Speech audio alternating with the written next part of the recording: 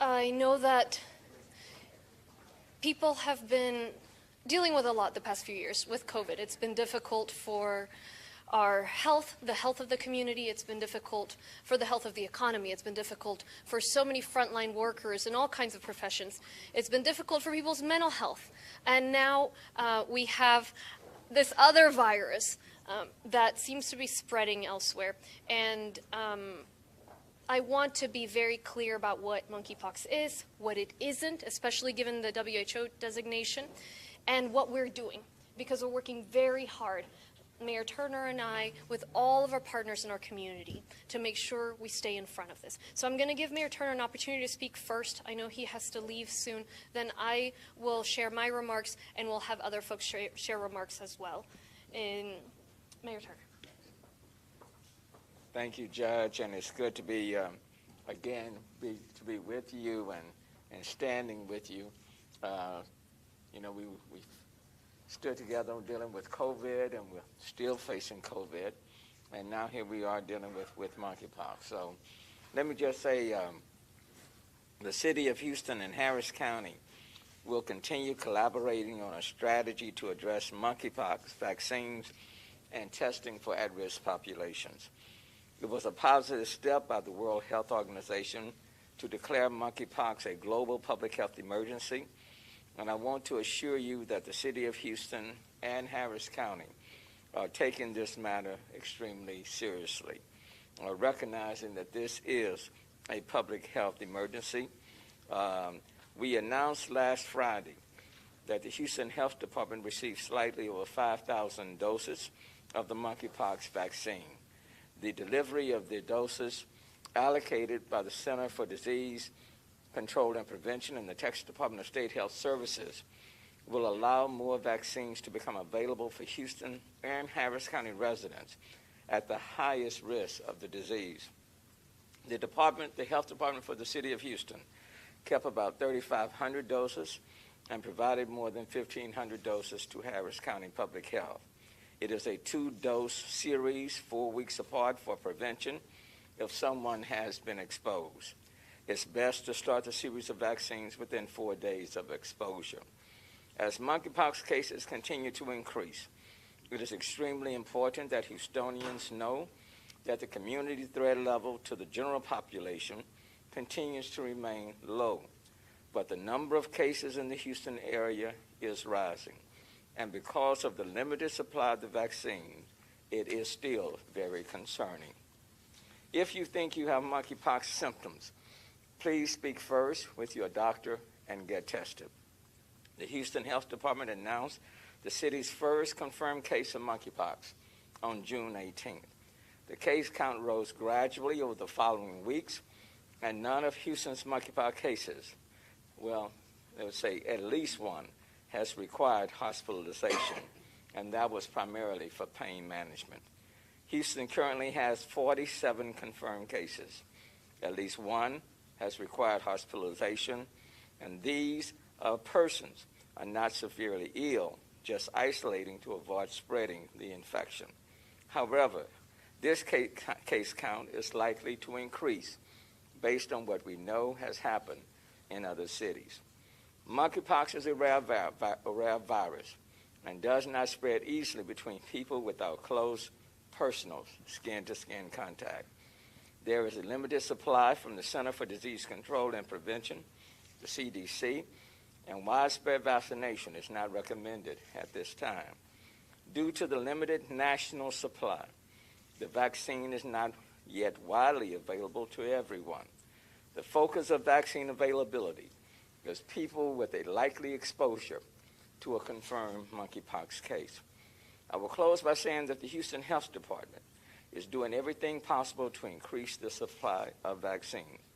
As Judge Hidalgo was mentioned shortly, we are sending a joint letter to the White House and CDC asking for more vaccines to meet the anticipated need of the Houston-Harris County region. And we need them to please send us more vaccines before the numbers exponentially increase. We are the 4th largest and the most diverse city in the country, and we need more vaccines. We all can learn from what happened in COVID. If you wait too long, then you're chasing after a pandemic. And in this case, we don't want to wait until the cases become so many that we find ourselves behind the 8 ball. So we're asking the CDC and the White House to send us more vaccines. Last week we received over 5,000. Hopefully in the next week or two we will receive at least that amount, if not more. I certainly want to acknowledge Europa Harris with Congresswoman Sheila Jackson-Lee's office. I know I've been in communication with her, and she is doing everything she can to assist us as well. But Judge, thank you for your leadership. Look forward to working with you and with all of our health providers in making this happen. I know in addition to the city of Houston and sharing with Harris County, I know we're also making vaccines available to some of our partners as well. I had that list before me, but I'm sure Director Stephen Williams will mention this shortly. Thank you, Judge. Thank you, Mayor. Thank you. So as folks know, it's been a long road with COVID, and we're having this conversation today not to try to burden people, not to make people scared, but to get to work, to proactively work on making sure that this takes a different trajectory, to inform folks of what we need to be doing. Saturday, the World Health Organization declared the monkeypox virus a global public health emergency. As of last Friday, the United States had approximately 2,900 confirmed cases. Of those, Texas has about 183, and Harris County has 57 confirmed, including the city of Houston. As of today, Harris County has 10 cases in unincorporated Harris County outside the city of Houston. All have been men between the ages 20 to 58. I want to be very clear about this. The risk in Harris County right now remains low, even though it has been spreading in other countries, in other cities. If we look at the rate of infection in Harris County, and in Texas for that matter, it's lower than it is in other states. So we're in a perfect time to lean forward, to prepare, to do everything we can to try to stop this as much as we can, minimize the impact that this has. To be clear about what monkeypox is, it can look like a pimple or a blister or a rash and a lesion, sometimes a few small bumps. Some folks experience fevers, headaches, before they begin seeing the lesions. And so even, especially now that we have such high case counts of COVID, folks might think that they have COVID, folks might think they have a cold, and then they'll begin seeing those lesions. Why is monkeypox concerning then? Monkeypox has spread out of Africa where it's endemic and has come to the United States before, but never to this kind of extent. We're seeing a lot of transmission. Case counts are rising. We're seeing that not just in the United States, but in other countries. And that's new, even though this disease has been around for many decades, this virus. Now, the good news is that this is a virus that already existed. It's a known virus.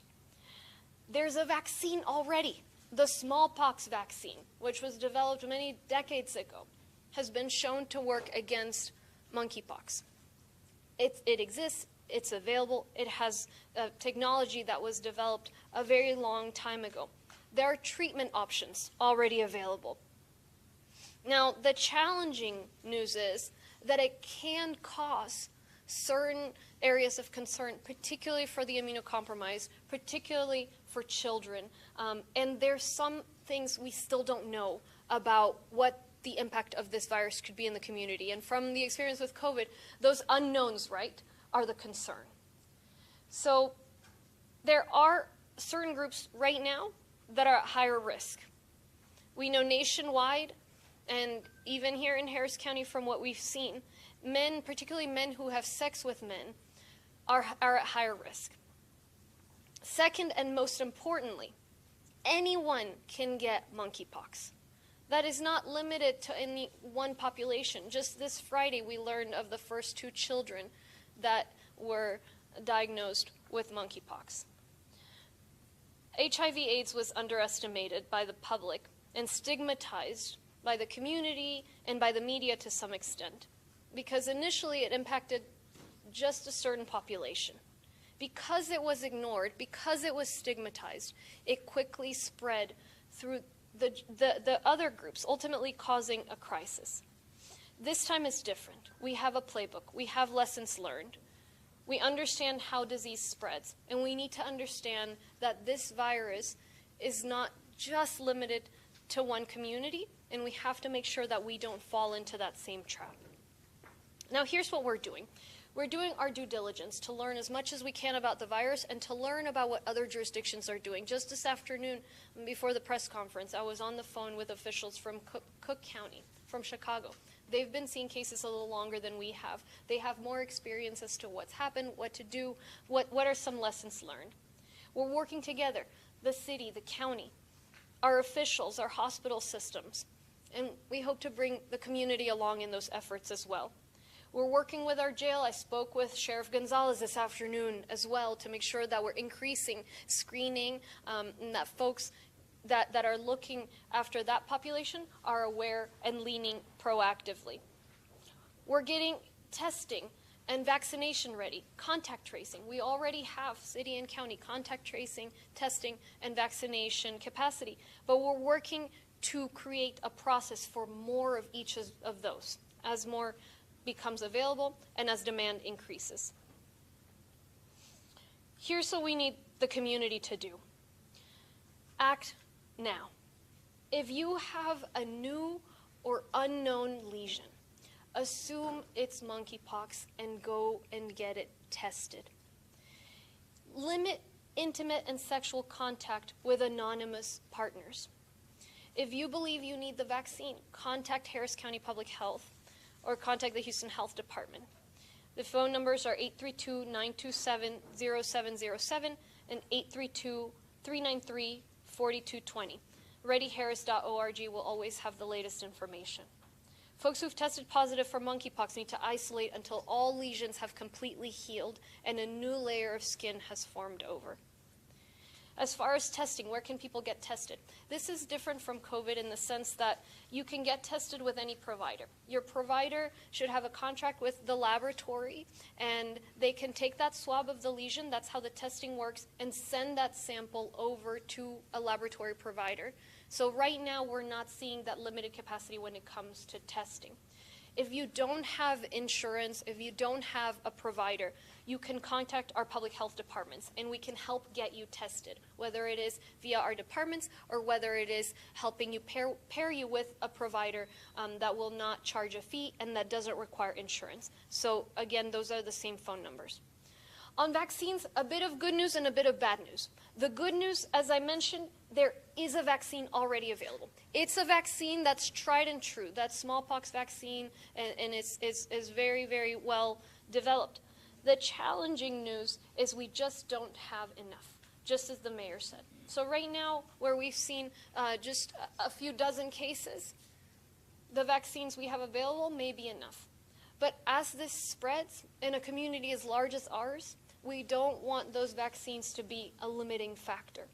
And so the people who qualify right now, individuals who've had a contact with a presumed or confirmed monkeypox case, as soon as a provider tells us that someone has monkeypox, we contact those that they've had that intimate contact with, and we get them vaccinated. So that's one group. Individuals who had a presumed exposure because they know that a sexual partner in the last 14 days was diagnosed with monkeypox. Those folks can get the vaccine as well. Or someone who has had multiple sexual partners in the last 14 days. Those folks are eligible for the vaccine. The concern is, of course, the mayor mentioned these 3,000 doses. Each vaccine round, each full vaccination is 2 doses. So really that leaves us with just over 1,000 vaccines for the entire population. And that is why we're saying we need more supply of vaccines before we end up in a situation where those vaccines are the limiting factor.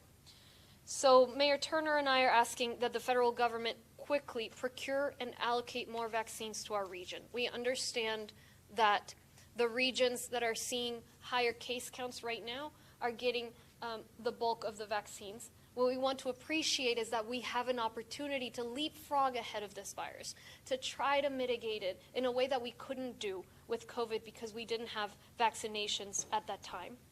Our mission, my mission, will be to fight this virus with information, to fight this virus with transparency, to fight this virus with the best health information and tools that we have. And we're going to continue doing that alongside the community. I will keep the community informed as we have any developments, and we will be pushing for more resources for Harris County and for Houston. We're in touch with our congressional delegation. I know they only want what's best for our region as well. But right now, we can make more of a difference and mitigate this before it becomes a serious threat to the community by each of us doing our part, making sure that you get tested if you think at all that you may have monkeypox, and that could be any sort of unknown or new lesion, making sure that you call us if you believe you qualify or need the vaccine, and to limit that intimate contact. And to be very clear, not just sexual contact, just touching the skin, kissing, that can transmit the disease. So limiting that intimate sexual contact with anonymous partners or anyone that you think may have monkeypox. So with that, let me repeat in Spanish, and then I'll pass it on to our colleagues here, and we'll all take questions. Primero le quiero agradecer al alcalde Turner el poder trabajar mano a mano con él. Durante esta crisis del coronavirus nos ha permitido la oportunidad de presentar las mejores soluciones para nuestro condado, y estamos trabajando muy de la mano también con este virus y la viruela del mono. Sé que en general la comunidad ha pasado por muchos retos con el COVID, que el COVID fue impactante, negativamente en cuanto a la salud de la población, la salud mental de la población, la salud de la economía, tantos retos que sigue presentando el COVID. Y ahora un nuevo virus, la viruela del mono. No queremos asustar a la gente, no queremos preocupar, queremos actuar. Queremos empezar a trabajar para que este virus no tenga el mismo impacto negativo en nuestra comunidad que tuvo el COVID, o que continúa teniendo el COVID de varias maneras. El sábado, la Organización Mundial de la Salud declaró una emergencia de salud pública global en cuanto a esta viruela del mono. El viernes que acaba de pasar, tenemos aquí en el condado Harris 57 casos confirmados. 10 fuera de la ciudad de Houston y la gran mayoría de los 47 dentro de la ciudad de Houston. De los 10 casos en el condado Harris, fuera de la ciudad de Houston, todos han sido hombres de 20 a 56 años. Quiero ser muy clara. Aunque la viruela del mono se está extendiendo alrededor del mundo y ha llegado ya a nuestra comunidad, el riesgo de contagio, de propagación, es limitado y leve en el presente momento dentro del condado Harris. Eso no significa que no vamos a estar alerta. Para ser muy claros, ¿qué es la viruela del mono? Puede ser una espinilla, una ampolla, protuberancias, cualquier lesión en el cuerpo, en la piel, puede terminar siendo viruela del mono. Puedes hacer una reflexión de la viruela del mono. Algunas personas sienten síntomas como de un resfrío antes de que aparezcan esas lesiones. Entonces hemos visto que hay pacientes que se empiezan a sentir con fiebre, síntomas de resfrío, creen que tienen COVID, creen que tienen de repente la gripa y resulta siendo la viruela del mono. Ahora, ¿por qué nos preocupa? Porque especialmente los niños, personas inmunocomprometidas, pueden tener impactos más negativos por parte de este virus o debido a este virus. Las buenas noticias es que este virus ya se conoce. Este virus ha existido en África desde hace varias décadas. Las buenas noticias es que ya hay una vacuna. Es la vacuna que se ha utilizado por muchas décadas también. Las malas noticias es que esto se está expandiendo de una manera que nunca antes había sucedido. Sí había llegado antes el virus a los Estados Unidos y a otros países, pero no hasta tal nivel. Entonces ese contagio nos preocupa, ese contagio es algo que todavía no entendemos y al no poderse entender, entonces viene siendo preocupante.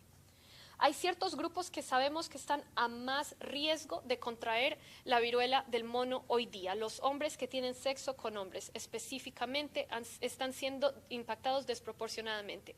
Ahora quiero ser muy clara y esto es importante. Eso no significa que los demás grupos no pueden contagiarse. Ya tuvimos esta experiencia con el SIDA y el VIH, cuando empezó este virus con ciertas poblaciones y los demás empezaron con el estigma y asumir que el virus no los podía tocar a ellos.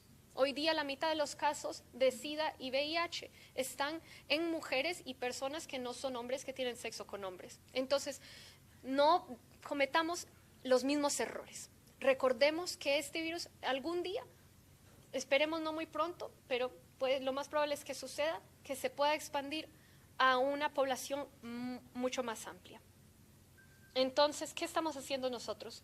Estamos haciendo nuestra debida diligencia para prepararnos. El día de hoy estuve en comunicación con oficiales en el condado Cook, en Chicago, donde ya han tenido desde hace tiempo, un poco más tiempo, esta viruela del mono, para entender qué recomendaciones tienen. Hemos estado trabajando juntos, el condado y la ciudad, con nuestra cárcel también, con el alguacil González, para asegurarnos que estamos haciendo pruebas ahí, el equipo de investigación. Estamos trabajando en desarrollar las pruebas, las vacunas, monitorear los casos y también crear un proceso más definitivo para poder expandir la capacidad de pruebas, de vacunas y de análisis de casos. ¿Qué necesitamos que haga la comunidad? Número uno, necesitamos que limite el contacto sexual e íntimo con parejas anónimas. Si no conoce la persona con quien está teniendo ese contacto sexual, ese contacto íntimo, absténgase por este momento. Y ese contacto íntimo significa también el besar, el tocar la piel. Simplemente tocar esas lesiones puede esparcir el virus. Número dos, si tiene alguna lesión nueva o desconocida, asuma que es la viruela del mono y hágase la prueba. Es simplemente una muestra de la lesión. Finalmente, si cree usted que necesita la vacuna, llame a la ciudad de Houston o al condado Harris al 832-927-0707 u 832-393-4220. Las personas con una prueba positiva de viruela del virus deben aislarse hasta que las lesiones se hayan eliminado por completo y haya nueva piel encima de donde estaban las lesiones. Las pruebas, todos los proveedores deben ofrecer pruebas. Si no tiene seguro médico, si no tiene un proveedor, contáctelos al Departamento de Salud Pública. Las vacunas no hay suficientes en el condado Harris. Por ahora le estamos ofreciendo la vacuna a aquellas personas que han tenido contacto con un caso de viruela del mono o individuos que saben que una pareja sexual en los últimos 14 días ha sido diagnosticada con la viruela del mono o alguien que ha tenido múltiples encuentros sexuales en los últimos 14 días. Nos puede contactar también si cree que es elegible para la vacuna. Estamos pidiéndole el alcalde y yo más vacunas al gobierno federal. Estamos trabajando con nuestra delegación del Congreso. Si recibimos esas vacunas, vamos a poder de alguna manera mitigar los impactos de este virus de manera que no pudimos hacer con el COVID. Entonces, lo dejo así. Vamos a trabajar juntos en esto. No es momento para alarma, es momento de trabajo. Vamos a trabajar juntos, seguir marchando y seguir mitigando el riesgo de este virus. Ahora, I'm going to introduce Legacy Community Health Infectious Disease Specialist Dr. Vandana Shrikant, who will speak, and then we have Houston Health Department Director Stephen Williams here. Thank you, Dr. Williams, for joining us, as well as Harris County Public Health Executive Director Barbie Robinson and our local health authority for Harris County, Dr. Erica Brown, who will be ready to answer questions. Yes. Just give me 1 second. Because I forgot to mention two things. Well, the City of Houston's Health Department, we are prioritizing two groups for the vaccine. One is the group that Judge just spoke about, individuals who are high or intermediate risk exposure with someone with monkeypox, people who attended an event or venue with high risk exposure. And the second group are adults diagnosed with specific sexually transmitted disease. So that first group is the number one priority. And then the second group are those adults diagnosed with specific sexually transmitted diseases. Of that 5,000 vaccines that we received, in addition to providing doses to Harris County, we provided doses to Be Busy, to Legacy, and to Dr. Joseph Gadd. And then lastly, for more information, You can reach us at the City of Houston Health Department at 832-393-4220. Thank you. Hello, everyone. I'm Dr. Vandana Shrikant. I'm the infectious disease specialist at Legacy Community Health. And I want to reiterate what Judge Hidalgo and Mayor Turner has told us now, that this monkeypox virus is not a new virus. We've known this. It's been causing infections, and it's endemic in Africa. But what we need to do now, the takeaway message now from this meeting is that do not panic. Right? This is not the time for us to be alarmed, but this is time for us to be informed. And another thing, very important thing is, since we're seeing most of the cases in a certain community, in men who are having sex with men, and in people who identify themselves as bisexual, please do not, let us not stigmatize this population, and let us not discriminate against this group of people. So that is an important message that I want to share with you all here today. So this is a monkeypox virus. It's not an STD. It's not a sexually transmitted disease, but it is transmitted through close physical contact, through contact, skin-to-skin contact or direct face-to-face contact. And this can occur during a sexual activity. So that is why you might see this after a person has engaged in close activity, such as a sexual activity. But it is not an STD, and this another important thing is this is not an airborne disease. So what does that mean? This does not travel long distances, and it is not as transmissible as COVID-19 virus. So let us not be scared. What we need to be is gain as much knowledge as possible, right, and educate ourselves, educate our population around us. And what are the important steps to prevent getting this monkeypox virus? Avoid close skin-to-skin contact with people who have a rash that looks like monkeypox. So do not touch this rash or scabs of a person with monkeypox. Do not kiss, hug, cuddle, or have sex with someone with monkeypox. Do not share utensils or cups with a person with monkeypox. Do not handle or touch bedding, towels, or clothing of a person with monkeypox. But because this is through close contact and droplet infection, do not panic about sharing the elevator with someone who might have a lesion, or do not be afraid to stand in the grocery line thinking someone with a lesion that might look like a monkeypox, and you're going to be infected with that. Wash your hands as often with soap and water, or use an alcohol-based sanitizer. So now we've already heard of some of the symptoms of monkeypox, right? So this is just to reiterate what we've already heard. So the initial phase might be like a flu-like illness. Patients might present with fever, exhaustion, headache, body aches, or swollen lymph nodes. And this is called the prodrome phase. And then they might start developing the rash, the characteristic rash of monkeypox within 24 hours of developing these symptoms.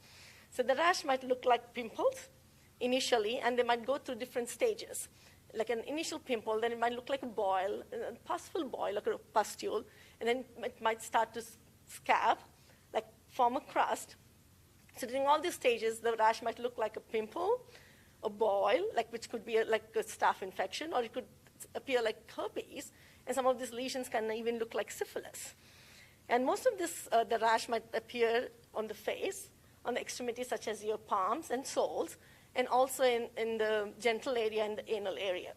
The rash goes through these different stages, and it might take up to 2 to 4 weeks for all the stages to be completed in a person. And the person is considered to be infective to others as long as all the lesions scab off, the scabs fall off, and there's a new skin formed in its place. Sometimes patients might not develop the prodrome, and they might come up with just a rash. The rash might be just a few, and patient might present as like, it started off as a pimple, and now it looks like a cold sore. That might be the presentation. So what do you do when you see a rash? Please contact your healthcare provider. While you're waiting to see your healthcare provider, avoid contact with others, avoid contact with even close people, and make sure your rash is covered. Once you get your appointment, and while your provider is testing, again, be cautious. Avoid people again, and wait patiently until you get your results. If you test positive for the monkeypox, then you'll have to be isolated until all your lesions fall off. And so that is very important. So one is, once you have the lesions, contact your provider and be honest with your provider that what have your high-risk activities been that you think this could be monkeypox, right? Your provider might not know what you've been doing in the last 2 weeks, right? So be honest with your provider, reach out to your provider, and get testing done. And like we've already know, there's some vaccines available, and this is what we really want now at this point. Knowledge, be informed, get tested, and isolate if you're positive. Thank you. We'll take any questions. How Yes. many vaccines do you have on hand right now? Currently in Harris County, we have 799 total vaccines. If you count, you need 2 doses to get the full course. That's for unincorporated Harris County. The city of Houston has more because they've had the bulk of the cases. So the vaccines have gone from the state to the city of Houston, the federal government and the state. The city of Houston has distributed some of us to Harris County, and we reached the agreement to have the bulk of them go to the city and a chunk of them to Harris County. As we receive more shipments, we'll reallocate. I'll let the mayor answer the city numbers. The city of Houston has about 3,500, and again, 2 doses, so divide that by 2. Okay, about 3,500. The hope is that CDC will be sending us more, and that's for the reason for the joint letter. We need more. And when you see what's happening in New York, D.C., San Francisco, Chicago, this is the 4th largest city, the most diverse, and we've gone from 1 to 20 to 35. Now we have 47 cases. So our numbers, though small, are increasing. We want to get ahead of it, and we want to be able to provide vaccines just beyond that top priority group, okay? So we are encouraging the CDC to send us more. So just a little back the envelope math here. So about 800 for Harris County, 3,500 for you guys. So there's another 700 out there. Where did those go, and are those already distributed? And then we distributed some to Be Busy, to Legacy, and to Dr. Joseph Gadd. Okay. So and how many of those have been administered of the 5,000? Repeat that question one more time. How many of the 5,000 vaccines have actually been administered to patients? Under 200. Say, Under 200. under 200. Thank you, sir. And I'll let Director Robinson or Dr. Brown clarify if I'm mistaken here, but the number, so Mayor and I gave numbers and come from different directions. So he mentioned the number of doses, and I mentioned the number of full courses. So for Harris County is 709 times 2, and so that's why the numbers, that's the difference. Oh, so Yeah. 799 is total courses? Exactly. So Okay. so you multiply it by 2 on the number of Okay, doses. So you actually have 1,600. Yes, because So- I just don't want, I want folks to know that, the number might seem a little bit bigger than it really is because we have to save half of them for the second dose. And it's 4 weeks between the first dose and the second dose. And that's the thing is as people come forward that may have those close contacts with people who have been diagnosed with monkeypox, we want to be able to vaccinate them. And that's what we need to be able to get ahead with, but we don't want to have that limiting factor of not having enough vaccines. And I'll tell you guys from speaking to my colleagues around the country, that is what they're bumping up against. So it's not a matter of if, it's a matter of when, and we want to be able to get ahead, which is why we're calling attention to this now and sending the letter to the federal government now. And at the same time, as I just said, at the same time, we don't want vaccines just to remain on the shelf. So we're going to be monitoring things very, very closely. So we have those priority groups, okay? Those who have been exposed, high-risk exposure, those who may be dealing with sexual-oriented diseases already. But we don't want vaccines to remain on the shelf. So we'll be monitoring things closely, but where we can get them out to try to get in front, to keep the numbers from exponentially increasing, that's what we will do. And that's why I'm really pushing hard for the CDC to send to Houston, Harris County more vaccines. Let's not wait until the numbers really start to grow, and then send us vaccines to try to get back in front of this train. So a couple of other questions, if I may, and these are from some other reporters at our shop, so it's a little bit of a hodgepodge here. But so we've had reporters who have gotten complaints from medical providers who feel like that they aren't getting direction from the Houston Health Department, little to no guidance, filling out 5-page long forms but not getting answers. So the question is, what specific communication have you had with area medical providers? Do you have any proof to that you provide that information? The short answer to that is yes. As a health department, one of our responsibilities is to provide consultation to providers within our jurisdiction. Our staff have actually had sessions with medical providers. We've also elicited a number of providers to take folks in that do not have medical homes. We've also had roundtables with community groups just to provide outreach and education. And you can go to our website where we do have a document that speaks to all of this. Can you, I think what they're asking for is, can you give, name names, give us an idea of which organizations, that kind of thing that you've spoken to? And Actually, I can give you a handout if you want. Thank you. And I guess one of the concerns has been, for example, one of our reporters interviewed somebody who ticked all the boxes in terms of exposure and all these sorts of things, but could not get the vaccine shot. Gentleman named Daniel, maybe you saw that. That is exactly what we're dealing with and creating that Category B. Because we looked at the scarcity of vaccine, our criteria was narrow. It was actually following the CDC's initial guidelines. And as we began to look at that, we actually expanded it. Just by the experience we were having, we really had to expand it just because of contacts that were not necessarily identifiable. And so we went to a specific venue to hold a vaccination event because we knew that people who were at high risk had actually visited that venue. Oh, so you went to the venue where there was exposure? Yes, we did. Okay, right. Director, I have a question here in the back.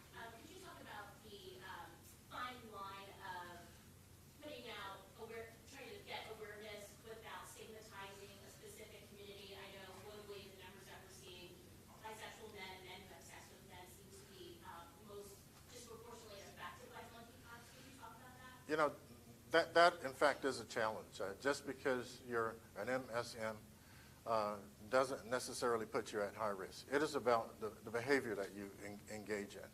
I think that the speakers earlier referred to that. It is about the specific behavior. Just because you're an MSM or whatever doesn't necessarily put you at high risk. And that's really what the question was speaking to earlier. Our epidemiologist actually went through an algorithm to determine whether or not that individual was at high risk.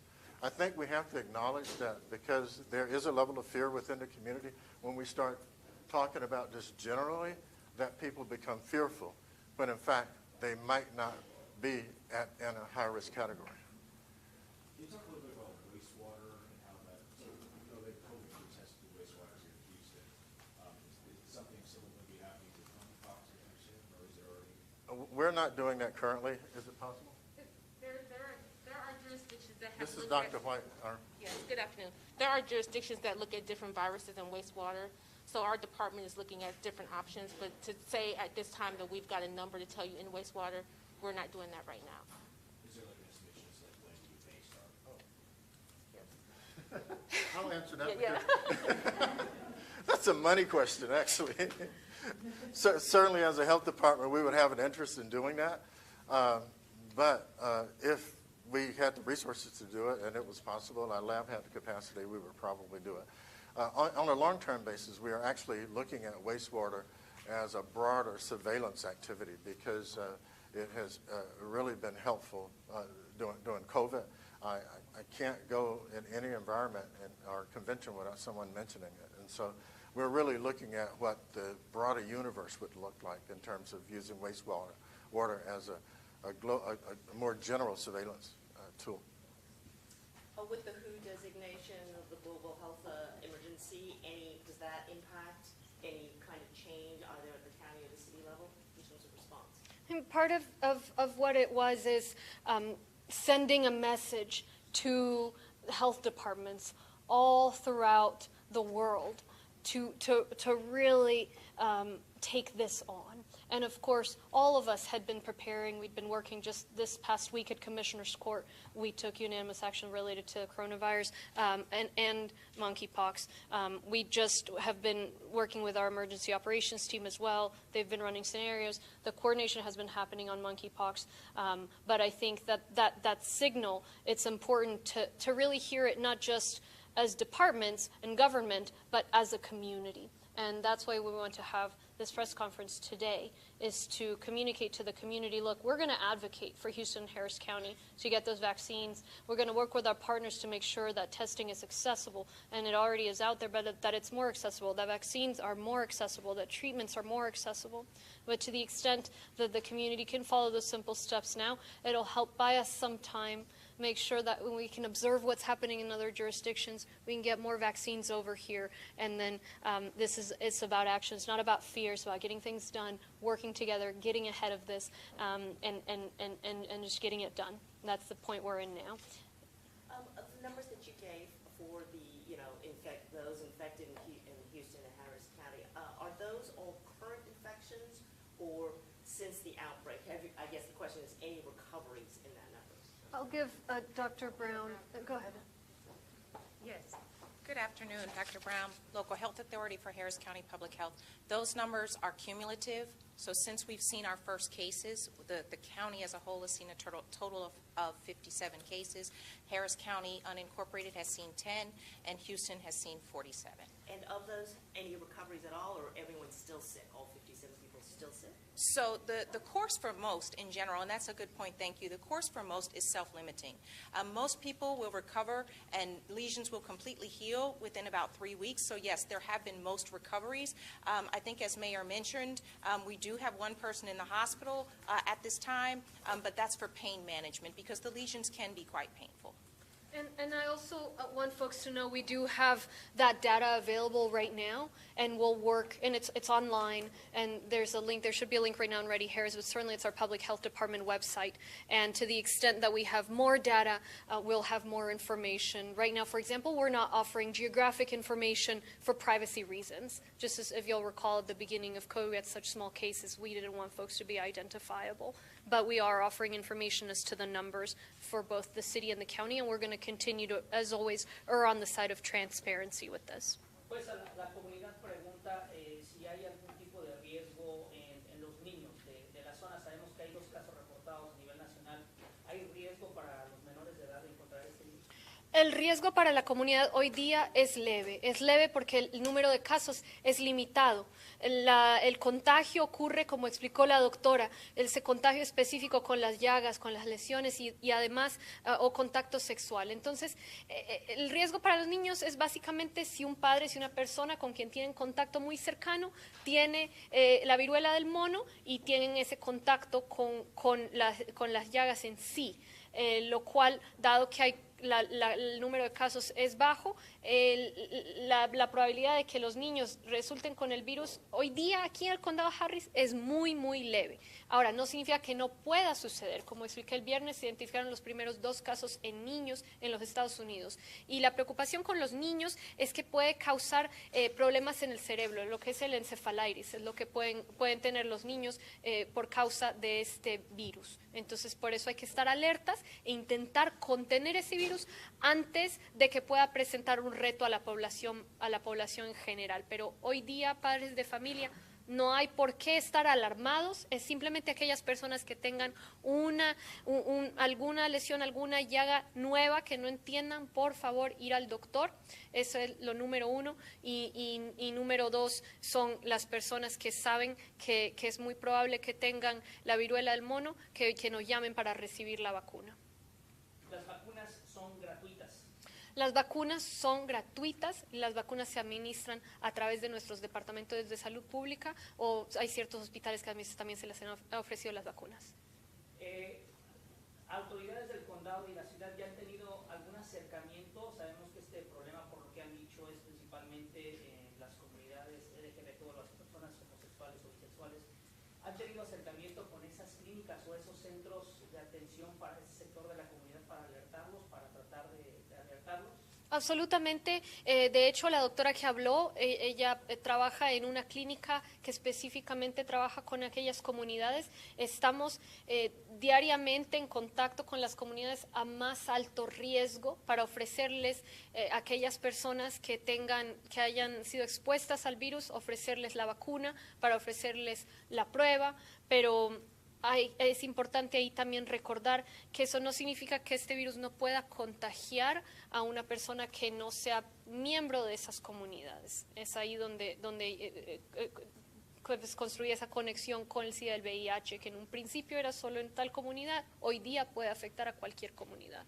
Por último, de las 5,000 vacunas recibidas, ¿cuántas se han aplicado hasta el momento? Déjeme conseguirle el número adecuado. Creo que han sido 200 vaccines that have been administered up till now, you said? Yes. Menos de 200 en este momento. Entonces, Menos de 200 vacunas se han administrado hoy día.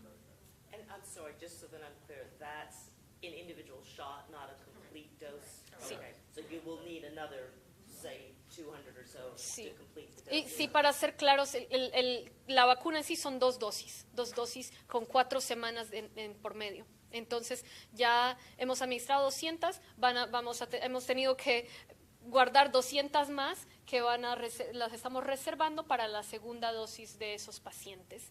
Y las demás, pues estamos pendientes a ofrecerlas a cualquier contacto de personas con viruela o las otros individuos que califican, que ya han explicado los doctores. Sorry, last one from me, I promise. Maybe, Mr. Brown, I know that you mentioned that vaccines were given out at a venue, but just this last question. So we continue to hear frustration from people and doctors about how clunky the process is. Are there plans to revamp that and make access and care more accessible? Well, and I'll give an opportunity to Mr. Williams to answer in a moment, but what we're doing right now is to think, okay, if this gets bigger, if there's greater demand for vaccines, for testing, setting up the appropriate system for that, right? And so making sure that we can scale up. We have lessons that we've learned from COVID-19, and that's the work that's being done right now. And as you said, it's a balance, right? Because you offer it to everyone, but we only have this many doses, right? So we have to, we're sort of giving little by little as we receive more doses. But we're in communications with our FQHCs, we're in communications with our public health departments, we're in communications with the communities that are most affected, and of course between county and city, and always we're sending messaging to our doctors. There's a communication system that goes from the public health departments to the providers in the county, making use of that, as well as, of course, our congressional delegation, in the sense that we need their help to be able to obtain more vaccines. And let me just say, what we learned from COVID is that when the demand is high and the supply is limited, people are very, very frustrated and critical. That was in COVID. Now what we're finding out with monkeypox, with all of the attention that's been brought to it, on the world scale, 16,000 cases, World Health Organization now naming it a public health crisis, which it is. The demand is very high, but the supply has been very limited. So it's frustrating when people want it, when they know it's a vaccine available, they want the vaccine.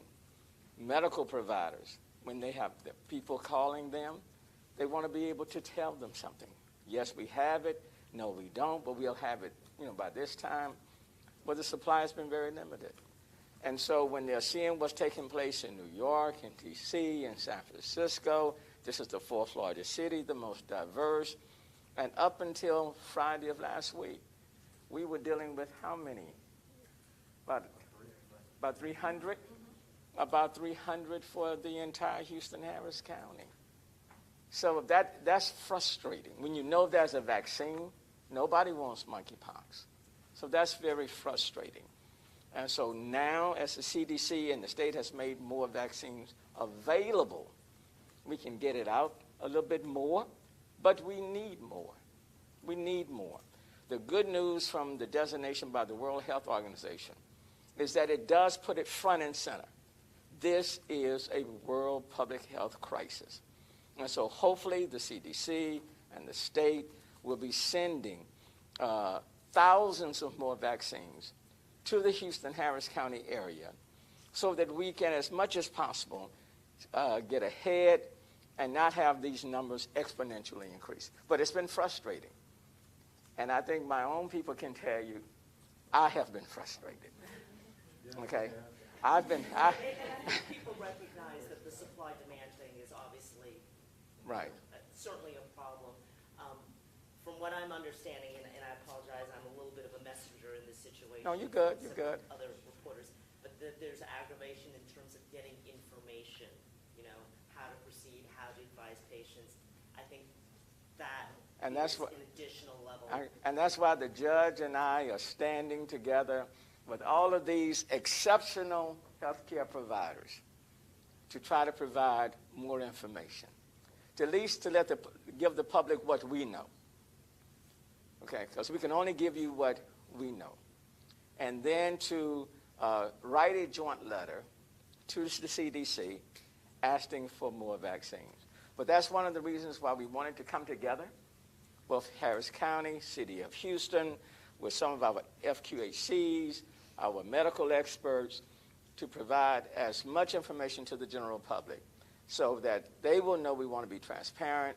We want to provide them with as much information as we can and to let them know that we are here advocating on their behalf, okay, to make sure that they get what they need even before they get the monkeypox. We just want them to know we're here for them. Okay? Thank you all so much. Thank you, Judge. Thank you. Appreciate you. Thank you.